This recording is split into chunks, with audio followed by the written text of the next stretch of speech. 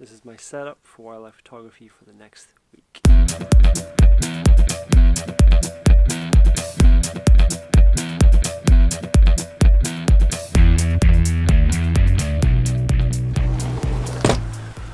Alright, here's my situation.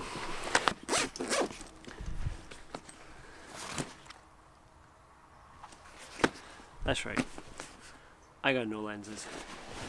Basically, all I have left, my camera, my prime 50mm. Not going to use any of that.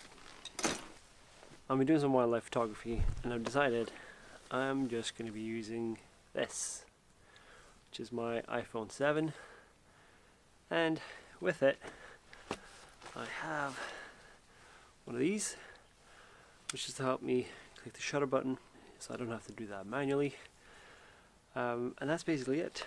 What happened was my 150 600mm Tamron is in for repair, so there's something wrong with the focusing system. I've decided that I'm going to trade in two other lenses that I had because I'm just focusing on wildlife photography now, so I didn't need them as much at the moment. I'm going to get a hold of the Canon 100-400 Mark II.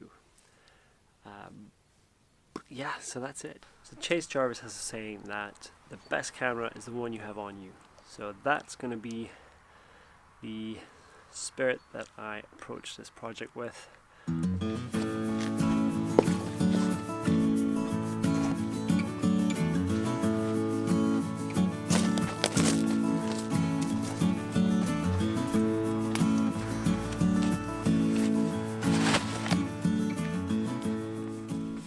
Let's have a look inside.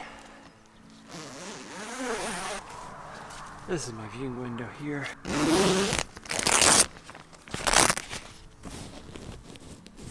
So I should be able to look exactly when a bird is coming where I wanted and press my shutter. So I'm gonna get a chair for in here, make myself comfortable, and then we need to set up the iPhone somehow on that branch, make sure I get the shot.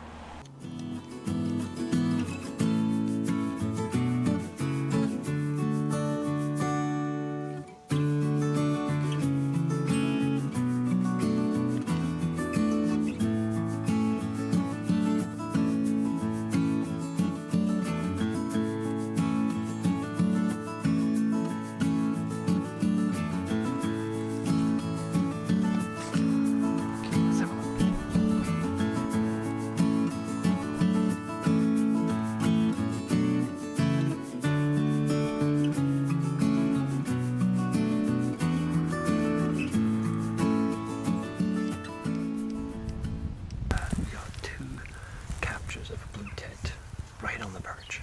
Okay, so let's go out there, let's check our images for sharpness, and let's think about recomposing for a different composition. These images, let's see how they can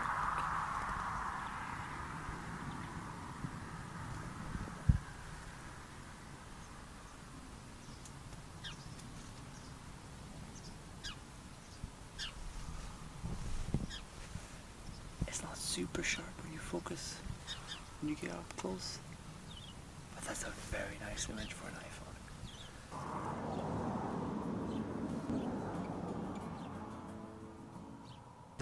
I like this composition a lot more. That looks a lot better to me. So if we get a bird there, I'd be very happy.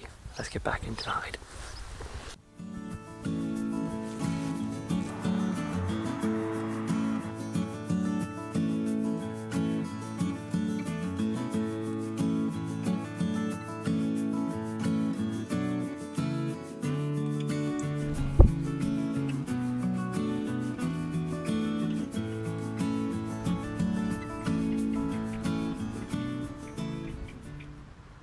Alright, it's getting quite dark. Got a couple of shots in there, so I'm quite happy with that. Got some robins up close, some blue tits, but they're almost out of frame. But all in all, that was a pretty good result. Light isn't that good anymore. I want to give it another shot. Hopefully tomorrow we'll have another good sunrise in the morning. I'll put up my hide here again, and I'll experiment a little bit with different compositions. I've been having pretty good results so far, but I'm waiting for a few more really good shots. So I'm gonna pack this up for today and come back out tomorrow and do some more. Morning. This is day 3 of wildlife photography with an iPhone. I still don't have any of my zoom lenses, so again, gonna make the best of it and head out with my iPhone for some photography. And this is just an amazing morning. I would definitely be out shooting with my DSLR and my bigger lenses if I could. It's got frosty grass. It's quite cold. Pink sky. Moon is up. Hair on my tongue. That's so annoying. Anyways, let's get the hide up and see if we can do something with this frosty ground. This is really cool looking, so I really want to get that into my composition. And yesterday I really learned that just getting closer to the hedge was a much better idea, and birds would come around more often. So I'm going to set up the hide real quick just behind here, and then I'm going to spread out some peanuts and I'm going to hide the feeder so that they can't just go feed there. So you're going to go feed where I want them, and I'm going to try and find the best composition with the phone before I get in the hide. There's a cold one, so I'm going to have a bit of coffee with me and just put on gloves and try and get as comfy as I can. Alright, let's get this set up.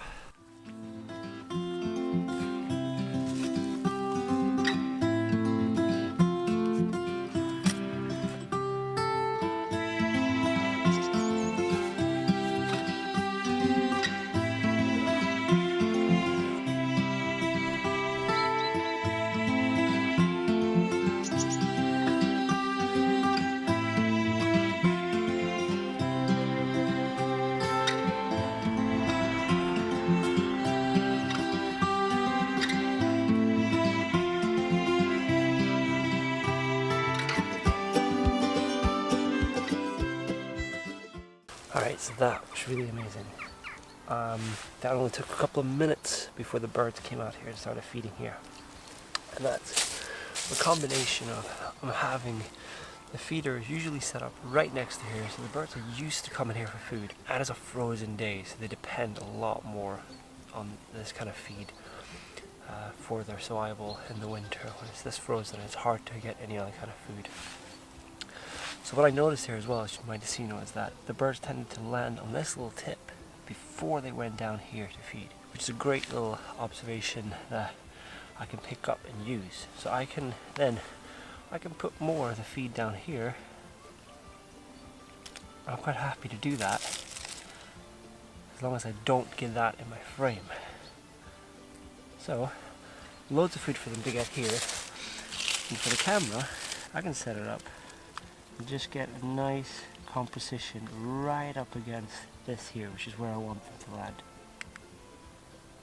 Alright, let's try this again.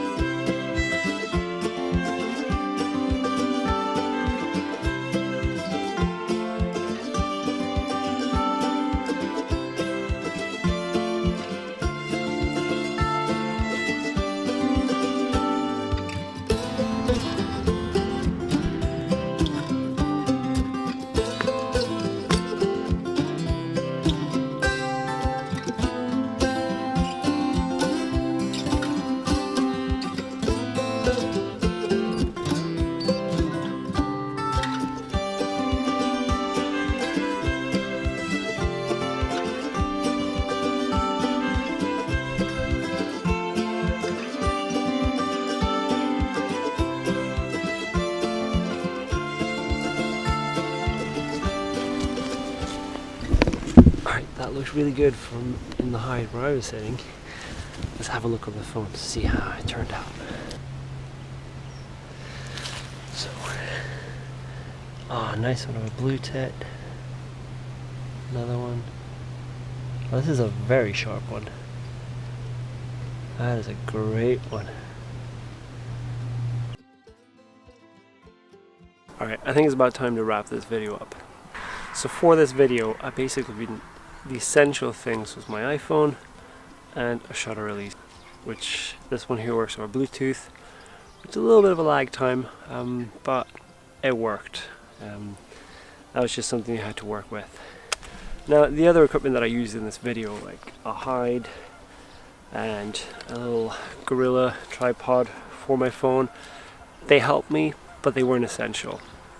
I could have just easily set up a feeding station right outside my window in the house, put the window a little bit open and press the shutter button from there. Could have also used something else to hide behind outside. And now in winter time, for garden birds like this, if you're feeding them consistently, you probably don't even need to hide from them. You can stand quite close. So a few of the things that I learned were that when I put my feeding station closer to where I usually feed them, so I already have this feeding station up here, when I would put peanuts out on the ground here, it would be a lot more successful than if I would do it anywhere else in the garden where they're not used to it. Also what helps is being close to a hedge like this, or a tree, or somewhere where the birds have some refuge so they can quickly get away and hide. They'll be a lot easier, really a lot more likely to come out into the open and feed if they have a quick getaway like that.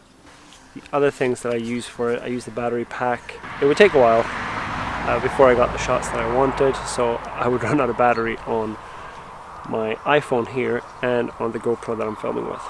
I'll put links at the bottom in the description for this, for the products that I used. Some of them are affiliate links, and I appreciate if you use them, but don't feel like you have to. You can get these kind of things, maybe you have them already, or you can get them from somewhere else. And other than that, thank you very much for watching this video. Please hit subscribe and like if you like this episode, and I'll see you in the next one for more wildlife photography.